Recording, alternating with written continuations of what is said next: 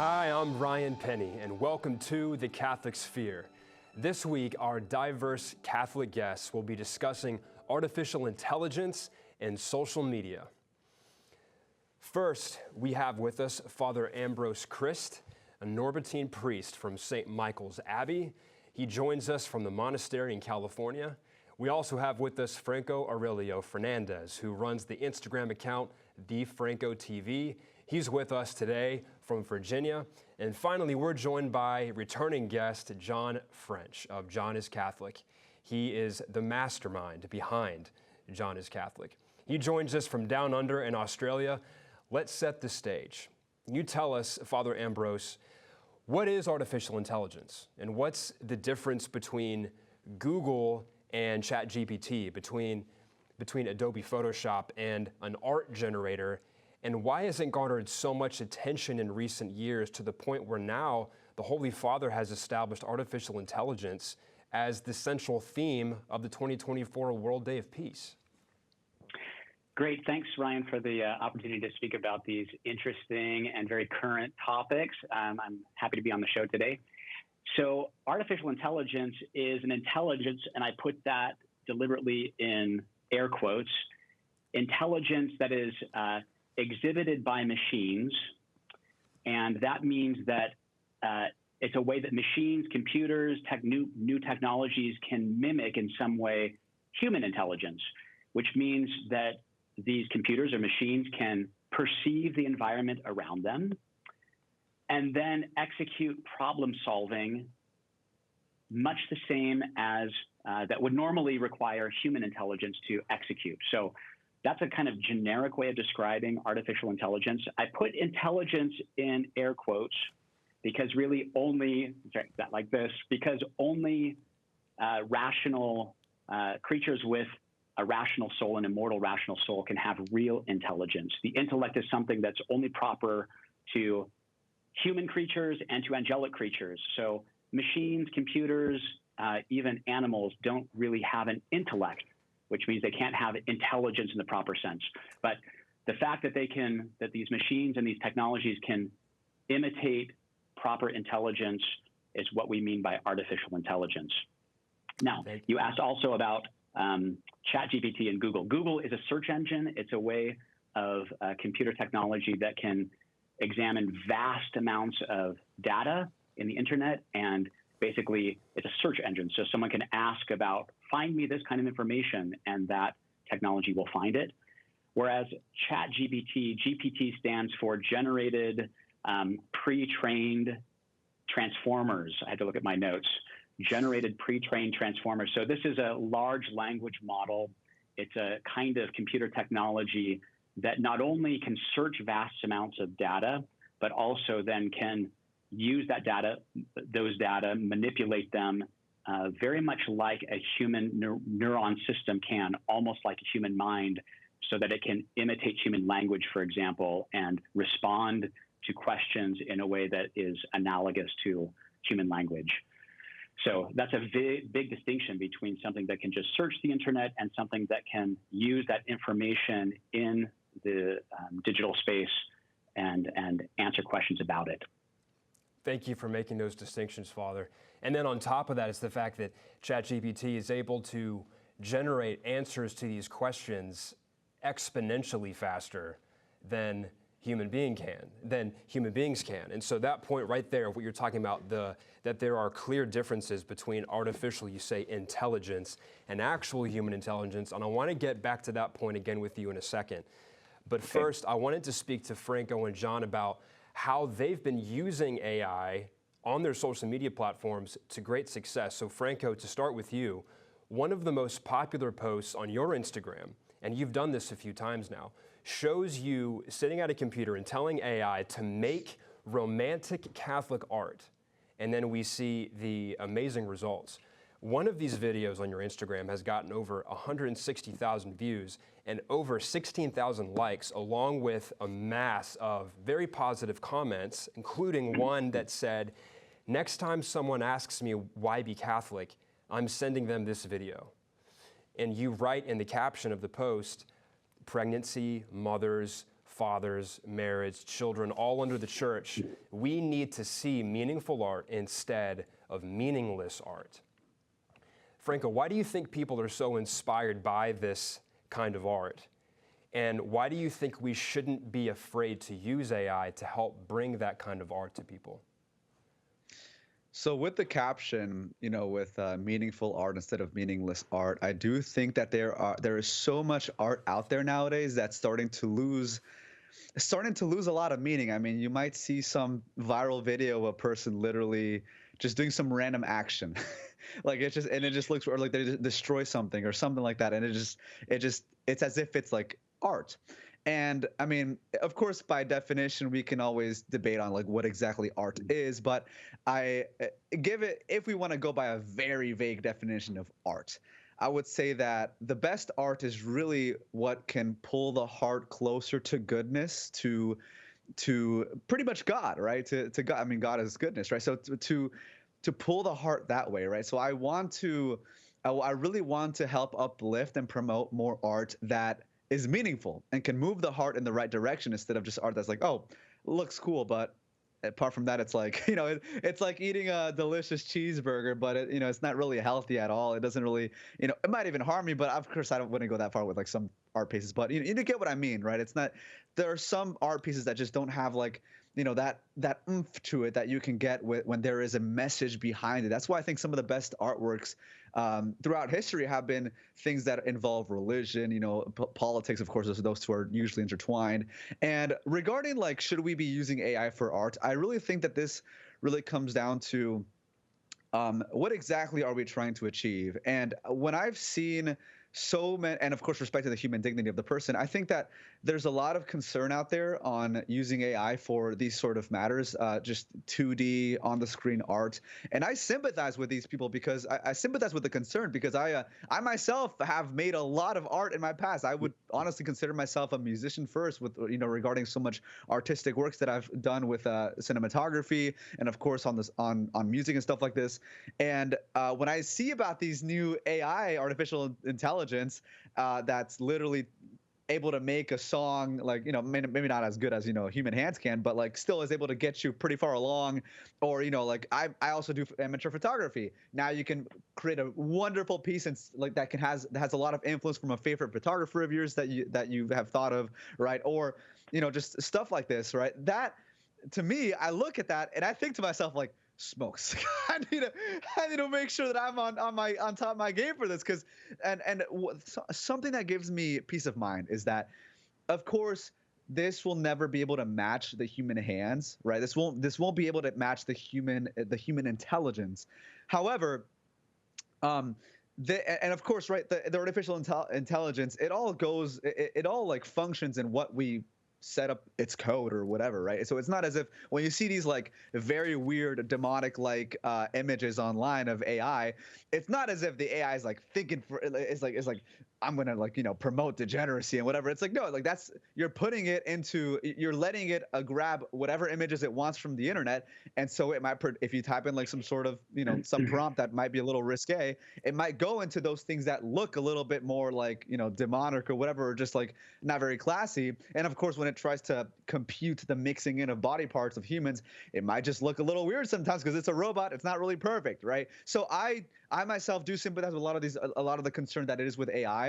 However, looking at it from a very technological and just like just practical standpoint, I do think that throughout history there's always been innovation to create art, and I think that when we're able to use that innovation for good and to use that power, like how we see in superhero movies all the time, when we see power introduced into the world, we have a duty to do good with that power, because of course it's like it's not really going to go away. It's here. You've opened Pandora's box, and so we have to work with what we got now. And so I think that I think that, and I think the Pope said something like this. We have to use it with responsibility, and I 100% agree. We have to be if we're going to use it, we have to use it responsibly. And of course, like the stuff that I made online, I want to keep showing the beauty of Catholicism and to as efficiently as I can, because of course, I mean, I see some people that I myself have been a broke college student trying to make a lot of big budget stuff, but I just can't because of the budget, or because maybe like I just can't find the people to help me out with it or whatever. And now you have this new innovation that's allowing these people who might have great ideas, not just me, but like, just a lot of young Catholics who want to do great things, want to show the beauty of our faith, and they're now going to be able to do that with AI. They don't have to depend on like some big budget Disney or Pixar to be able to do this. Now they can start doing it themselves and take that initiative.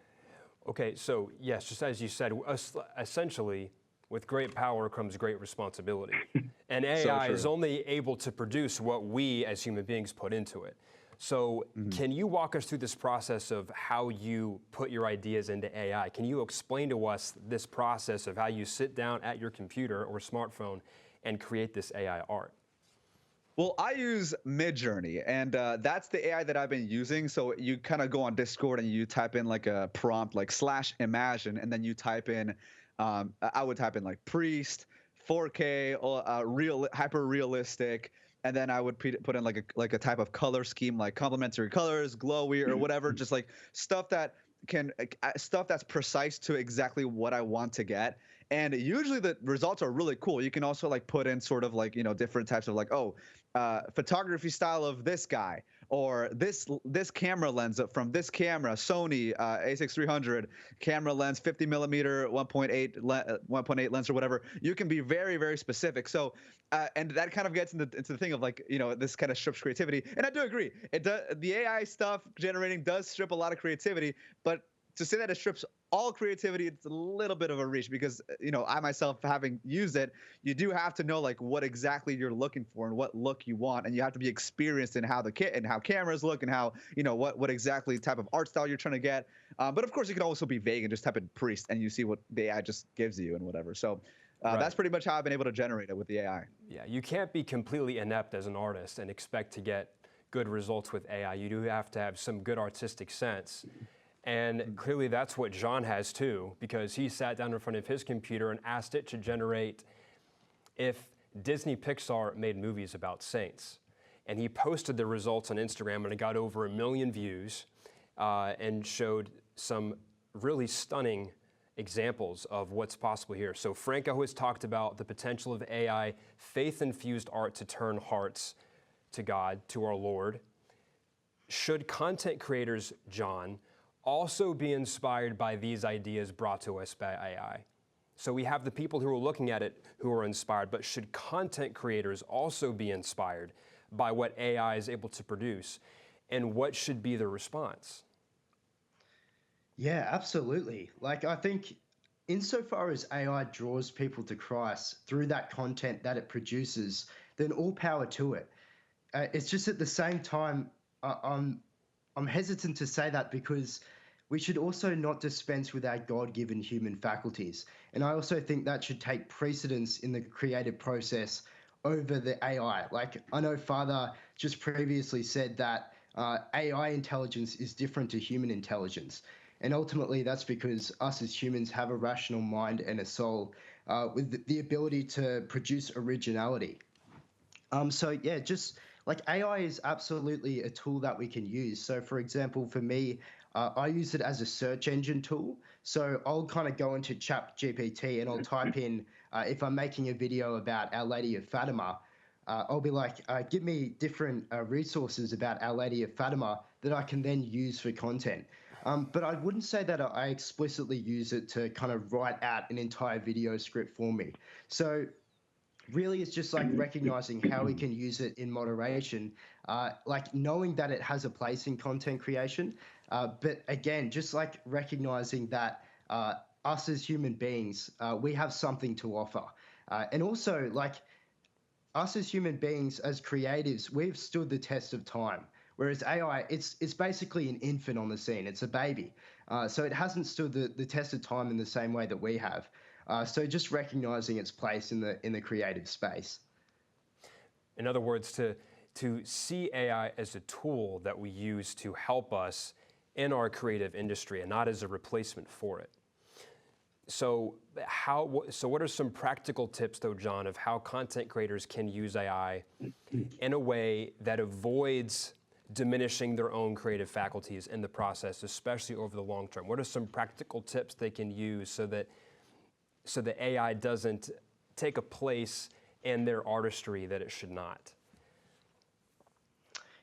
Yeah, it all depends on like who you are as an artist, whether like you're a video creator. So for example, if you consider the script writing of a video to be a valuable part of your creativity, then I think it's kind of backwards to then use AI to do that for you, because it's just impeding on your creative process and your way of expressing yourself creatively. Because as human beings, like insofar as our creativity is an expression of our drawing to God, I don't think that AI should replace that. So really, it's just using it in moderation. So practically speaking, I just say like use it in moderation. So I brought up the example of how I use it as a search engine.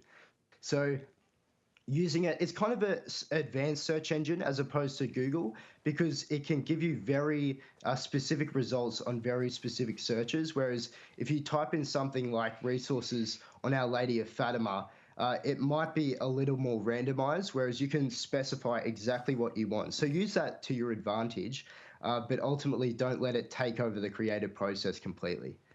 Right. Yeah, ChatGPT can be helpful in the sense that versus with Google, if you type in Our Lady of Fatima, all it's going to give you are a list of websites about Our Lady of Fatima, and maybe it'll pick one that already has a summary on the page that it shows you of what you're looking for. ChatGPT is able to pull from an infinite number of sources to give you a ready-to-go answer so it can save time.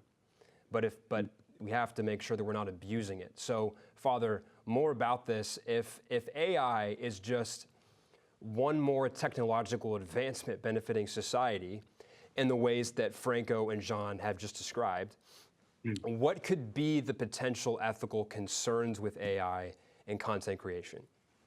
Yeah, that's a great question, Ryan. I think that like any new tool in the creative industry or in the intellectual process, there's a big difference between the file cards in the library of yesteryear versus the computer file of a library that we used, 30 years ago.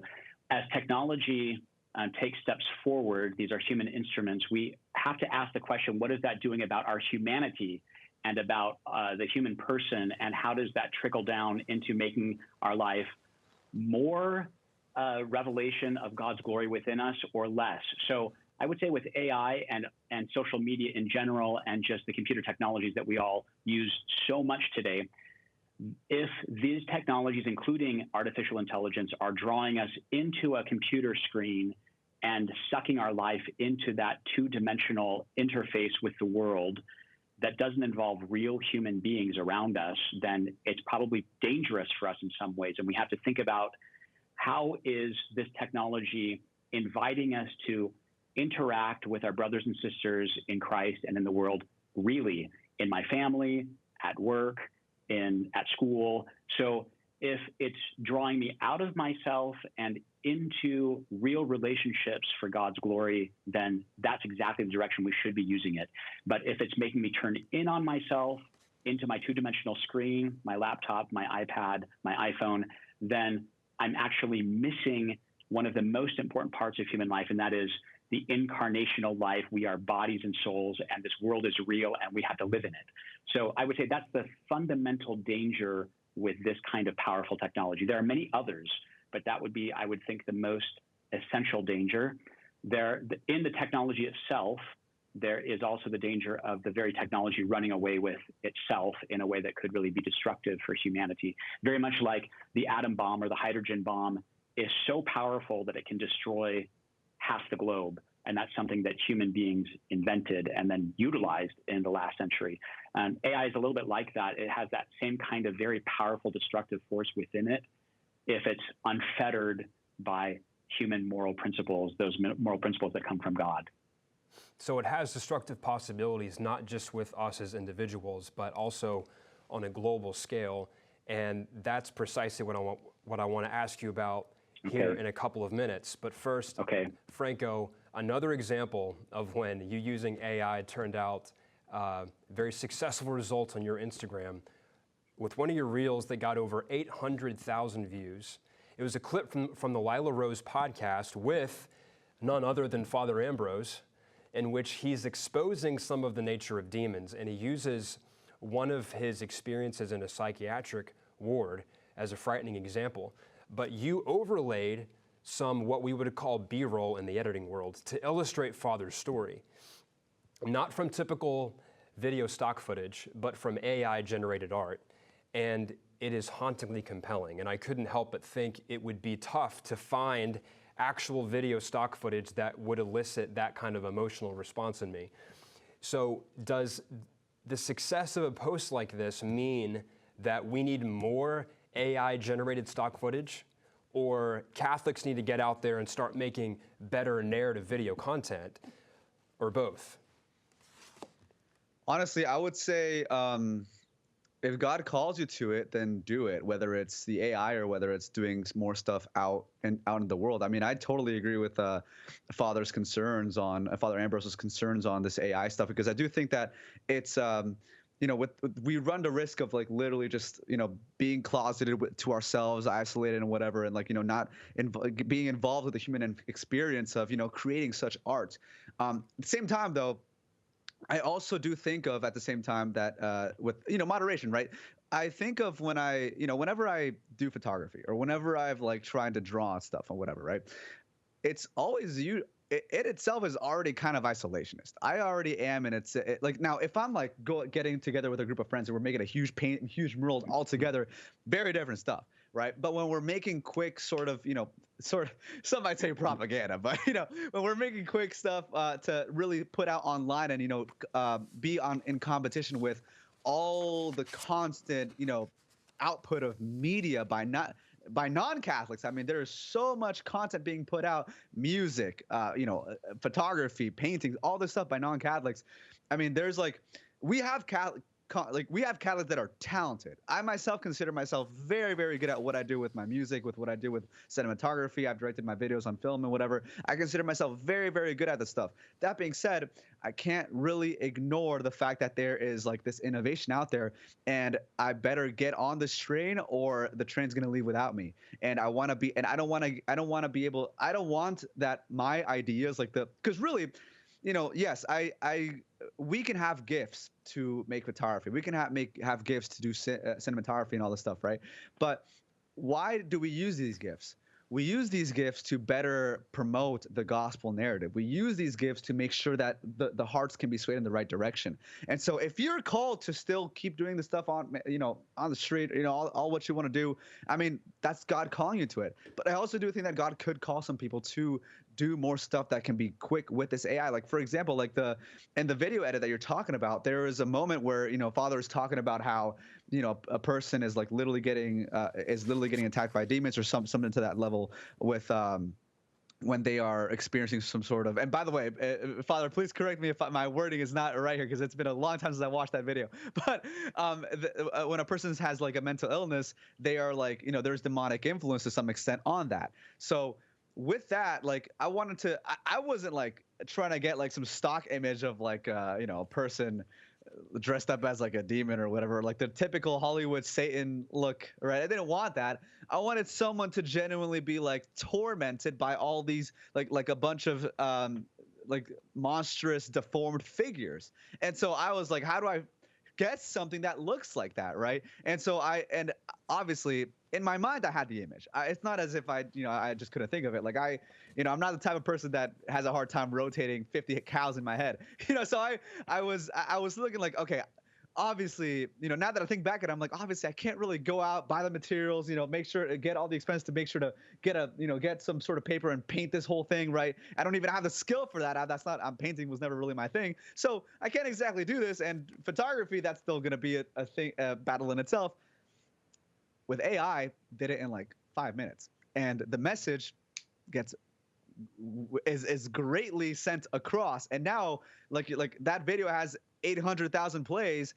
That's hundreds of thousands of people that are now being able to potentially receive this message better, visualize it better, and kind of get the feel that not just the logical aspect of what Father was communicating, but the emotional aspect as well. And that is insanely powerful. So I think that, again, I don't want to demotivate people from doing community stuff. I actually largely encourage like people to do more community work, community-based artworks, because I think that when humans put their minds together, not just one person, we create cathedrals. We create these enormous, great, grandiose, beautiful structures. Some of the best songs are done by several people. So I don't want to demotivate that, but I also don't want to discourage the artists who maybe don't have the money or maybe even don't have the talent from wanting to keep spreading the gospel in a way that God's calling them to.